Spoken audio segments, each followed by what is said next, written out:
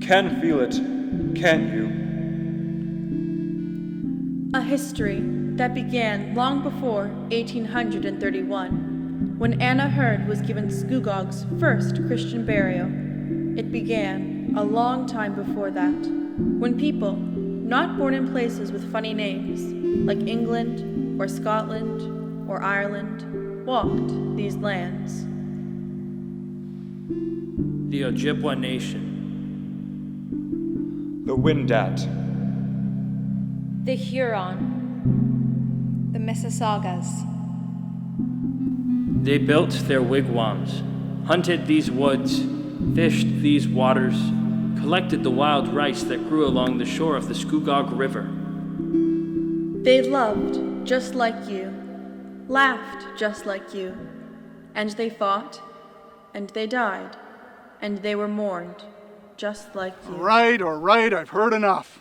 All right. Don't ask me that. You know who I am. Reuben! That's right, Reuben Crandall, Scugog's first settler. And I'm Catherine Crandall, My wife. his wife. I own this land now. See those trees over there? Those are mine. These rocks? Mine. Even those geese in the pond over there are mine to do with as I please. And this is where I shall build my house, and Catherine and I will raise a family. This is where I shall live. And you better not walk in my woods anymore, or else you'll pay the consequences. You can feel it, can't you? Now, who here likes a good story? What kind of story? It's a good one, I can promise you that.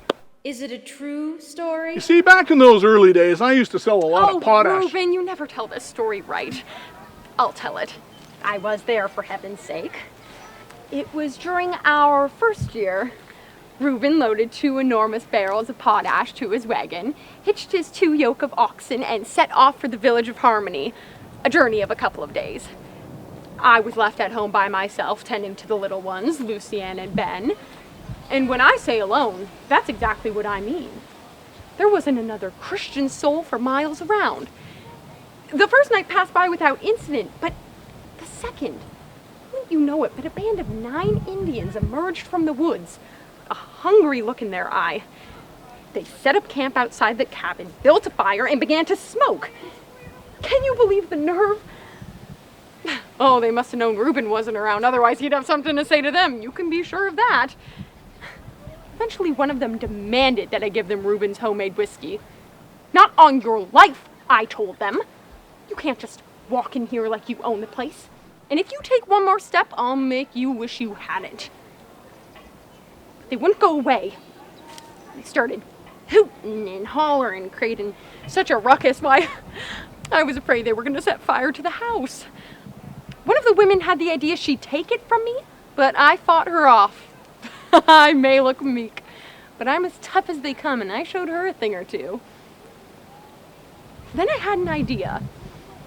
I retrieved Reuben's supply of whiskey and offered each of them a dram, but only if they passed their rifles through the window. And so, reluctantly, they did, and drink they did too.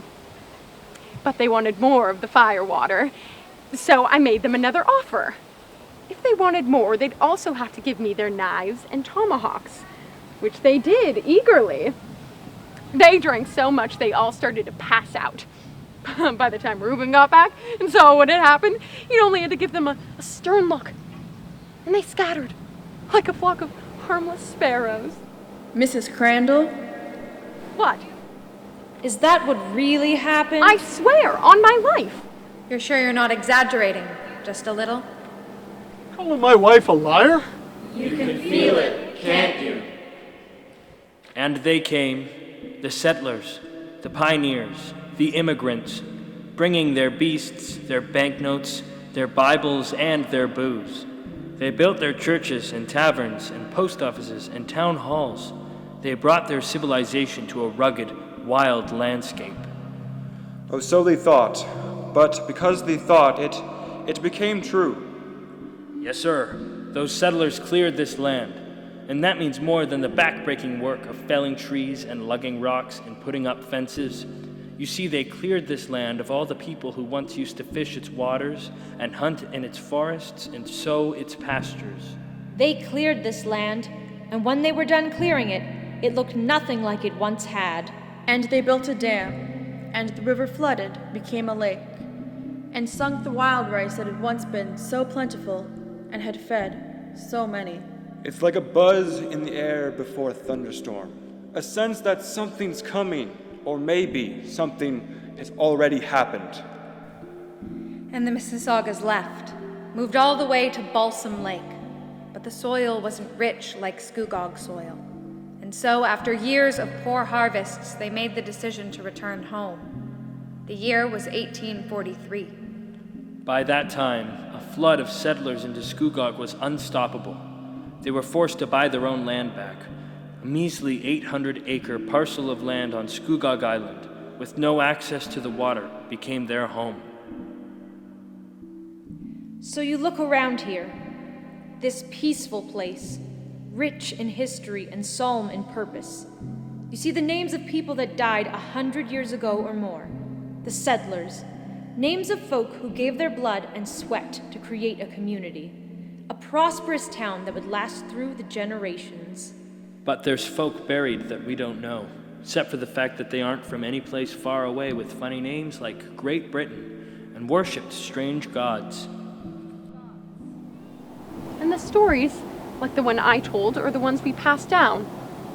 They survive through generations, even if they are made up. Or maybe there's a hint of truth to them. But the devil is in the details. So the next time you come walking through this quiet and peaceful place, and you see my name and the name of others that came here before us, the Wades, the Hughes, the Stones, the Christies, and so on and so forth, remember that beneath us lay other people, people whose names we don't tend to remember. But they're there, and they were here before us. You can feel it, can't